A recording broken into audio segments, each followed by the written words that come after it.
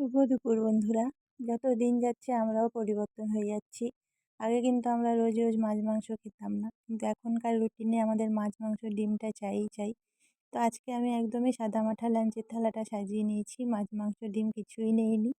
আমাদেরও রোজই মাছ খাওয়া হয়, আমি বলবো না মানুষের কথা, আমাদের ঘরেও যেহেতু পুকুর আছে বাড়িতে, রোজ রোজই মাছ হয়। তো আজকে দেখো লাঞ্চের থালাটা একদম সাদামাঠা, সাদা ভাত নিয়ে নিয়েছি, আলু সেদ্ধ মাখা, এটা কচু সেদ্ধ মেখে নিয়েছি, এটা বড় বড়ি আর নকশা বড়ি।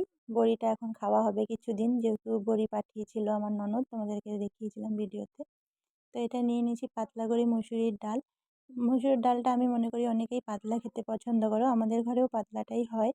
তো এটা নিয়ে নিয়েছি বাঁধাকপির ঘন্ট, যেটা একদম মানে ভেজ। কিছু দেইনি আজকে, জিরে আদাও দেইনি, একদম লাস্টে খালি একটু গরম মশলা দিয়েছিলাম।